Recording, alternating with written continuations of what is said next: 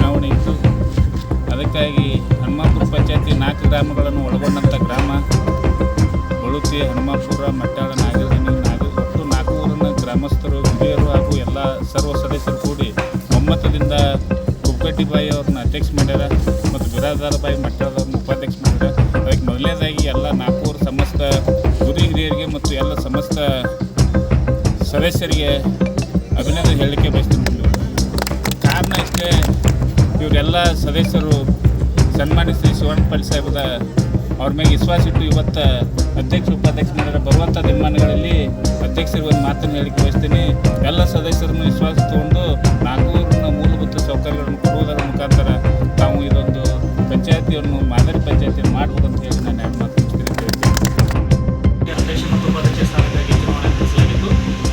ಅಧ್ಯಕ್ಷ ಸ್ಥಾನಕ್ಕಾಗಿ ಶ್ರೀಮತಿ ತೇಜಾ ಸಂಗಪ್ಪ ಕುಕ್ಕಡಿ ಇವರು ನಾಮಪತ್ರವನ್ನು ಸಲ್ಲಿಸಿದರು.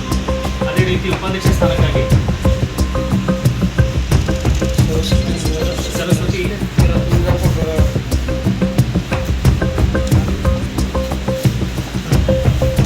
ಸರಸ್ವತಿ ನಿಂಗಪ್ಪ ಬಿರಾದಾರ ಇವರು ಒಬ್ಬರೇ ಅಭ್ಯರ್ಥಿಯಾಗಿ ನಾಮಪತ್ರವನ್ನು ಸಲ್ಲಿಸಿದರು.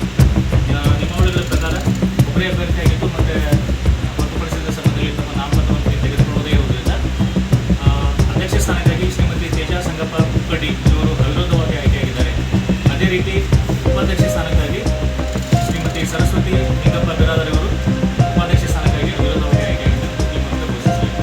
ಸರ್, ಸದಸ್ಯರ ಹಾಜರಾತಿ ಸರ್ ಗ್ರಾಮ ಪಂಚಾಯತಿ 15 ಸದಸ್ಯರಲ್ಲಿ 16 ಮಂದಿ ಸದಸ್ಯರು ಹಾಜರಾಗಿರುವುದರಿಂದ ಹೊರಮಿರುವುದರಿಂದ ಇವತ್ತಿನ ಸಭೆಯನ್ನು ಚುನಾವಣೆಯಲ್ಲಿ ಅವಿರೋಧವಾಗಿ ಎಲ್ಲರೂ ಪಕ್ಷಾತೀತ ಯಾವುದೇ ಒಂದು BJP ಕಾಂಗ್ರೆಸ್ ಏನೂ ಅನ್ನಲಾರ್ದ ಈ ನಮ್ಮ ಹನುಮಾಪುರ ಪಂಚಾಯತಿ ಬರ್ತಕ್ಕಂಥ ಎಲ್ಲ ಗ್ರಾಮಗಳು ಅಭಿವೃದ್ಧಿ ಆಗಬೇಕನ್ನುವಂಥ ಒಂದು ವಿಚಾರನ ಇಟ್ಕೊಂಡು ಸನ್ಮಾನ್ಯ ಶಿವಾನಂದ ಪಾಟೀಲ್ರ ಒಂದು ಸೂಚನೆ ಮೇರೆಗೆ ಇವತ್ತು ಅಧ್ಯಕ್ಷ ಸ್ಥಾನಕ್ಕೆ ಇವತ್ತು ಕುಕ್ಕಡಿ ಬಾಯಿ ಅವ್ರನ್ನ, ಉಪಾಧ್ಯಕ್ಷ ಸ್ಥಾನಕ್ಕೆ ಮಟ್ಟಾಳದ ಬಿರಾದಾರ ಬಾಯಿ ಅವ್ರನ್ನ ಅವಿರೋಧವಾಗಿ ಆಯ್ಕೆ ಮಾಡಿರ್ತಕ್ಕಂಥ ಎಲ್ಲ 4 ಗ್ರಾಮದ ಹಿರಿಯರಿಗೆ ಮತ್ತು ಎಲ್ಲ ಮೆಂಬರ್ಗಳಿಗೆ ಅಭಿನಂದನೆಯನ್ನು ಕೂಡ ಮೊಟ್ಟ ಮೊದಲಿಗೆ ಸಲ್ಲಿಸ್ತಾ, ಇವತ್ತು ತಮಗೆಲ್ಲರಿಗೂ ಗೊತ್ತಿದೆ, ಯಾವುದೇ ಒಂದು ಗ್ರಾಮ ಅಭಿವೃದ್ಧಿ ಆಗಬೇಕಂತಂದ್ರೆ ಎಲ್ಲರೂ ಒಕ್ಕಟ್ಟಾಗಿದ್ದಾಗ ಮಾತ್ರ ಒಂದು ಗ್ರಾಮ ಅಭಿವೃದ್ಧಿ ಆಗಲಿಕ್ಕೆ ಸಾಧ್ಯ. ಆ ನಿಟ್ಟಿನಲ್ಲಿ ತಾವೆಲ್ಲರೂ ಶಿವಾನಂದ ಪಾಟೀಲ್ ಸೂಚನೆ ಮೇರೆಗೆ ವಿರೋಧ ಮಾಡಿ ಈ ಒಂದು ಭಾಗದ ಅಭಿವೃದ್ಧಿಗೆ ತಾವೆಲ್ಲರೂ ಶಾಸಕರ ಜೊತೆ, ಸಚಿವರ ಜೊತೆ ಒಂದು ಸತತ ಒಡನಾಡನ್ನು ಇಟ್ಕೊಂಡು ತಾವು ಅಭಿವೃದ್ಧಿಯನ್ನು ಮಾಡಿರಿ. ಯಾಕಂತಂದ್ರೆ ಇವತ್ತು ಅಧ್ಯಕ್ಷ ಆಗಿರ್ತಕ್ಕಂಥವ್ರ ಮೇಲೆ ಭಾಳ ಜವಾಬ್ದಾರಿ ಇದೆ. ಈಗ ನಮ್ಮ ತಾನಾಜಿ ಅವರು ಹೇಳಿದಂಗೆ ಅಧ್ಯಕ್ಷರು ಎಲ್ಲರನ್ನೂ ಒಕ್ಕಟ್ಟಾಗಿ ತೊಗೊಂಡು ಬಂದು ಎಲ್ಲ ಹಿರಿಯರನ್ನು ಕೂಡ ವಿಶ್ವಾಸಕ್ಕೆ ತೊಗೊಂಡು ಒಂದು ಒಳ್ಳೆಯ ಅಭಿವೃದ್ಧಿ ದೃಷ್ಟಿಯಿಂದ ಕೆಲಸವನ್ನು ತಾವೆಲ್ಲ ಮಾಡ್ತಿರ್ತೀವಿ. ನಾವೆಲ್ಲರೂ ಒಂದು ಆತ್ಮವಿಶ್ವಾಸವನ್ನು ತಮ್ಮೆಲ್ಲರ ಮೇಲೆ ಇಟ್ಟಿದ್ದೀವಿ.